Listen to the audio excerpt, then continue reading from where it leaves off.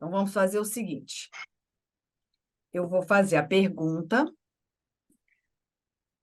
você vai ter 5 minutos e eu 5 de volta para retornar, dar o feedback. Lá na prova, né, vocês já estão sabendo, o examinador não vai fazer a pergunta. Então, a pergunta vem, vocês recebem as cinco perguntas de uma vez. O conselho que eu dou não é ler as 5 perguntas para começar a responder. Você vai pegar desse jeito, ó, vou colocar aqui, desse jeito, ler 2 daquelas matérias que você tem mais segurança, e escolhe a primeira delas, que você vai estar mais seguro ainda. Boa noite, Ricardo. E aí você começa. 1, 2. Aí vai para terceira e quarta, você escolhe, depois a quinta. Se você pegar as 5 para ler, você corre o risco de desestabilizar, até mesmo naquelas que você tem mais segurança. Então, pega a primeira, pegam 2, excelência. Vou começar pela de direito constitucional. Ponto. E faz. E depois vai assim, tá? E hoje eu vou fazer umas perguntas para cada um. Se a gente conseguir avançar dentro do tempo que eu tenho aqui, a gente faz outros temas, e se vocês tiverem dúvida também a gente vai tirando, tá bom? Então vamos lá, Pedro. Eu gostaria que você falasse para mim o que é trabalhador rural e a possibilidade, quais são os requisitos e o que se entende por aposentadoria rural híbrida. Excelência, o trabalhador rural é aquele que, diferentemente do trabalhador urbano, se encontra vinculado à prestação de serviços no, na seara campesina, ou até mesmo em prédios rústicos que estejam nas circunvizinhanças de aglomerados urbanos. A definição entre o empregado ser urbano ou rural, na esteira desse pensamento, é, então, a atividade desempenhada, e não especificamente o local onde geograficamente se dá essa prestação de serviço. Uma vez realizada essa, essa classificação, cumpre ressaltar que o trabalhador rural, para fins previdenciários, ele pode se enquadrar, diferentemente do que erroneamente o vulgo imagina, não só na categoria de segurado especial da Previdência Social, como pode ser empregado rural, pode ser contribuinte individual rural, pode ser inclusive até trabalhador avulso rural. Especificamente quanto ao questionamento da aposentadoria híbrida, Excelência, é uma possibilidade dada aos trabalhadores rurais que não tenham completado a carência necessária para a concessão da aposentadoria rural, que tem como requisitos idade e carência, mas não tempo de contribuição, de utilizarem períodos de labor urbano para complementar esse período de carência. Cumpre observar, Excelência, entretanto, que caso o segurado opte por tal procedimento, ele não se beneficiará com a redução de idade do labor campesino, que é 60 anos de idade, no caso, para os homens e 55 para as mulheres. Aplicando-se aí, no caso, então, a regra da aposentadoria programada do trabalhador urbano, qual seja a de 65 anos para homens, 62 anos para as mulheres. Sobre esse tema, inclusive, Excelência, o STJ tem alguns pronunciamentos dizendo que pouco importa que na data do requerimento do benefício, o trabalhador esteja na lide rural. Pode ser que a lide rural, o trabalho rural tenha ocorrido antes e período urbano depois, até mesmo por uma questão de isonomia em relação a outros segurados que estariam em situação inversa, mas teriam os regimes similares de contribuição. Acrescendo, também é possível a utilização de períodos descontínuos, e cabe salientar, entretanto, finalizando o raciocínio, que é necessário, diferentemente da aposentadoria programada, que no caso da concessão da aposentadoria do trabalhador rural lato sensu, que ele mantenha a condição de segurado da Previdência Social, quando do requerimento do benefício e quando do preenchimento da idade. São essas minhas considerações, Excelência. Sim. Pedro, parabéns. Obrigado, professor. Você tem problema com a fala, né? Um pouco. Um pouquinho. Sim. Mas, assim, isso eu quero te tranquilizar, porque essa questão não vai te tirar ponto, não vai te prejudicar, tá? É uma característica sua e isso não pode ser levado para diminuir a sua pontuação. E aí a gente percebe, né, que você veio treinando bem. A gente sabe que você tem essa dificuldade na fala, mas falou brilhantemente, falou Obrigado. corretamente, tá? Falou corretamente. Eu só acrescentaria, quando você comentou que o STJ entende que não precisa, na data do requerimento, estar na condição de trabalhador rural, inclusive o próprio regulamento da Previdência agora traz isso, né? Exatamente. Então, pode até falar, olha, a Previdência se curvou à jurisprudência do STJ e já coloca no seu regulamento que não, na data do requerimento não precisa encontrar-se na condição de trabalhador rural. Então, perfeito. Quanto à questão do trabalhador rural, na definição, eu acrescentaria o seguinte, que para a aposentadoria rural, é considerado trabalhador rural também o garimpeiro que exerce atividade em regime de economia familiar, embora ele continue sendo enquadrado como contribuinte individual. Então, faltou só esse para você tirar 10. Tá? Obrigado. Só esse.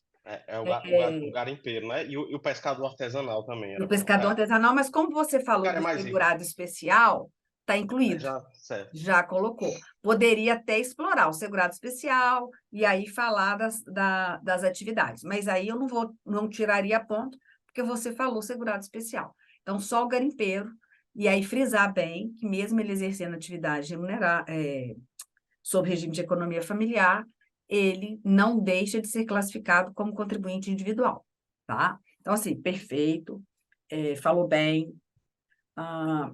Eu achei, assim, um vício de linguagem, o cumpre ressaltar. Né? Vou tentar limitar isso aqui. Assim, cumpre ressaltar, depois cumpre ressaltar, aí começa a ressaltar toda vez, e aí eu Fica não sei o que chata. é para chamar atenção. Então, troca, cumpre ressaltar, é bom deixar registrado, é bom registrar, né? Então, troca, porque senão toda hora vai ter aquela mesma frase. Então, assim, gostei muito, conhecimento 10, Obrigado. tranquilo, né? Foi muito bem. Assim, eu fiquei encantada. Tá Muito bom, obrigado, professor. tá bom. Muito bom, tá? Depois, no final, a gente bate um outro papo, a gente faz mais uma arguição, pelo jeito aqui a gente vai conseguir, né? E aí eu faço outra arguição de outro tema, Bom, Eu agradeço bastante pela oportunidade, professor. vamos lá. Noemi, em relação às fontes de custeio para a Seguridade Social, responda. O que é fonte de custeio?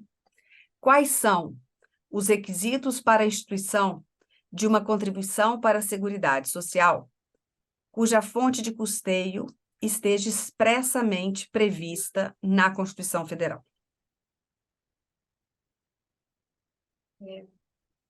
Pode ir.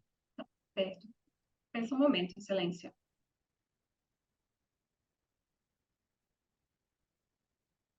Excelência, tendo em vista a contribuição social se tratar de uma espécie tributária, a Constituição Federal prevê a aplicação do princípio da diversidade da base de financiamento, bem como da pré-existência de uma fonte de custeio. A concepção da fonte de custeio está intimamente relacionada com a previsão de uma situação abstrata na lei, a qual, materializada no âmbito concreto, ensejará a incidência de uma contribuição social. Necessário identificar que a fonte de custeio é múltipla, sendo possível a atribuição de contribuições patronais, contribuições dos segurados. Também é possível a instituição de contribuições sobre concursos e prognósticos.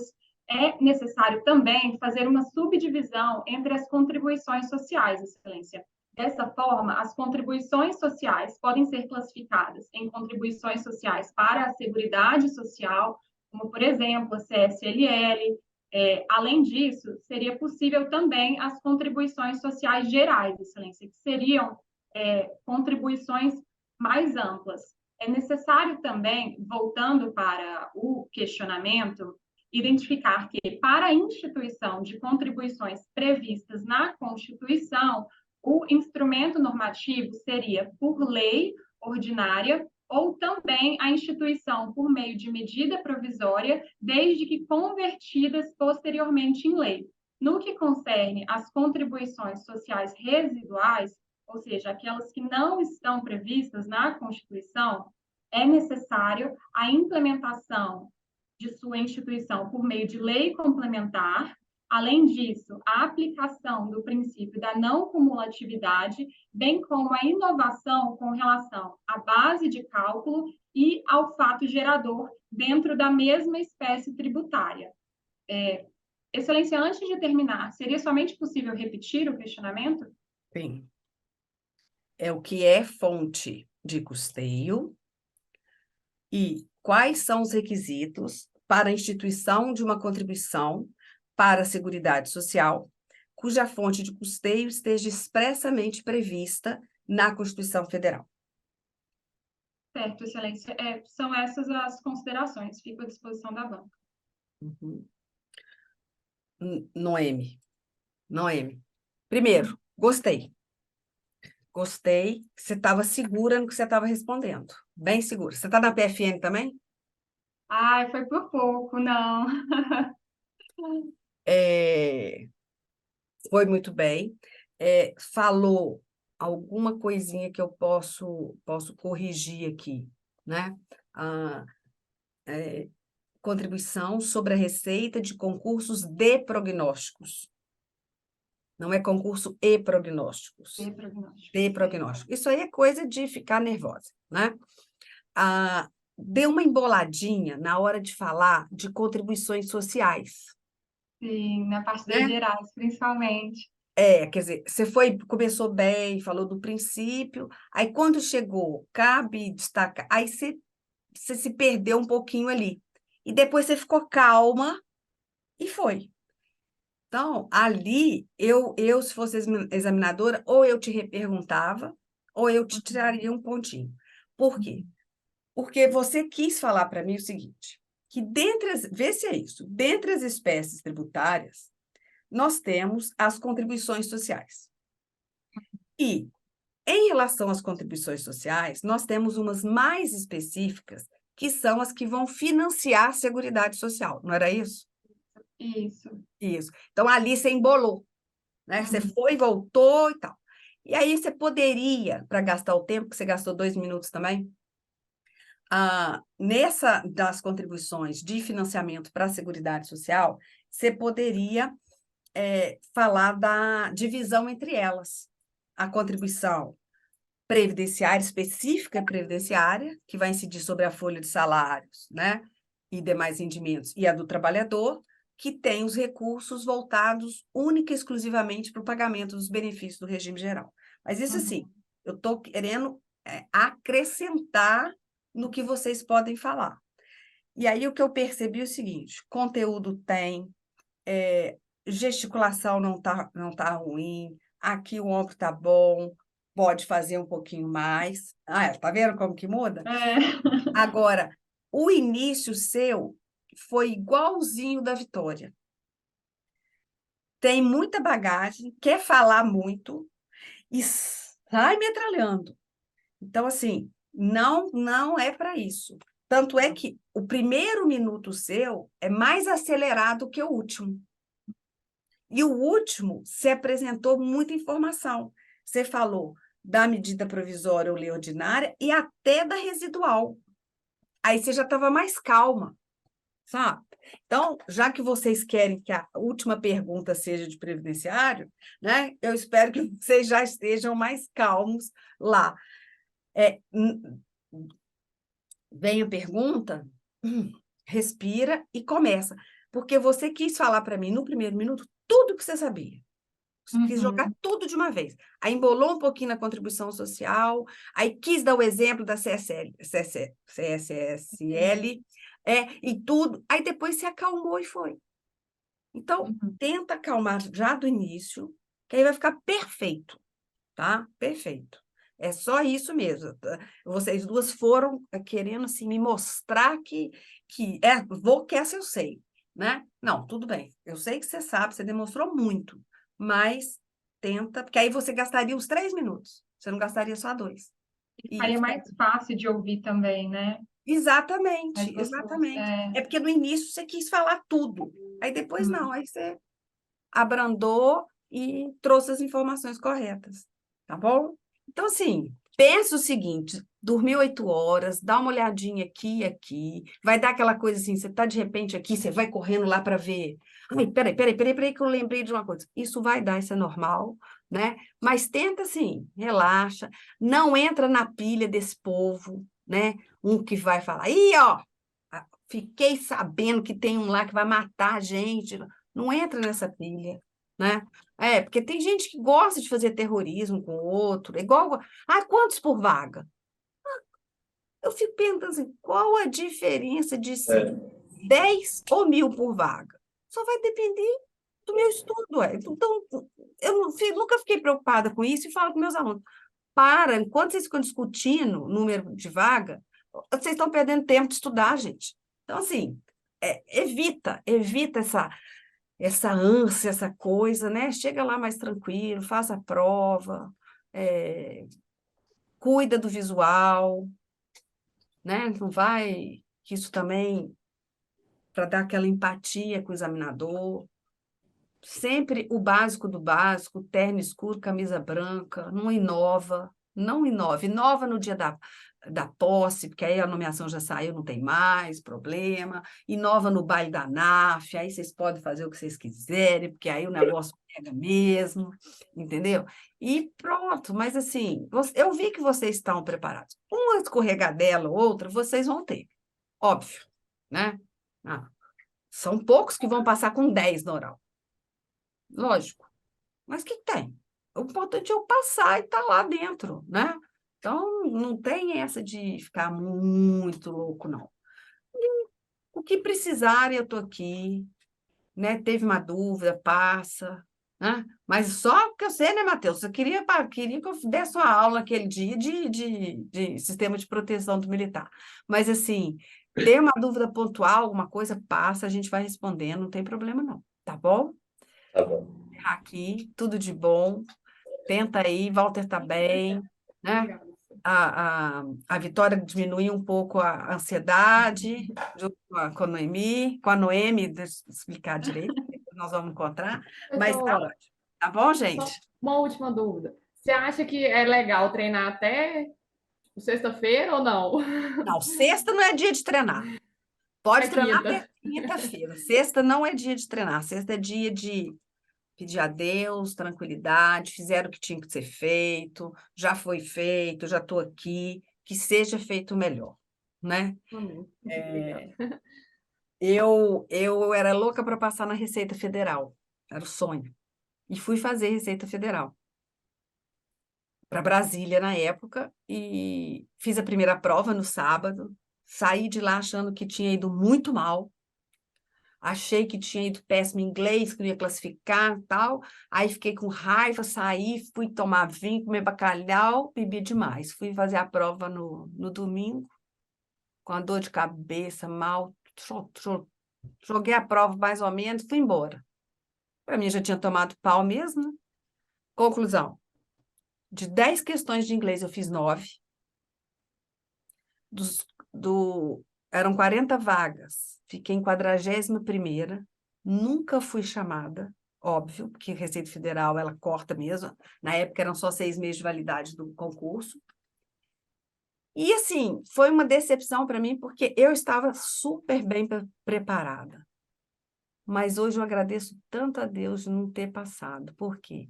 6 meses depois, eu passo na AGU, a 100 quilômetros da minha casa, nunca precisei mudar de casa. E estou aqui feliz há mais de 23 anos. Então, o que tem que ser vocês já fizeram a parte de vocês. Tá bom? Tá bom? Qualquer coisa, corre aqui, dá um grito. Beijão para vocês. Obrigada. Obrigado, professora.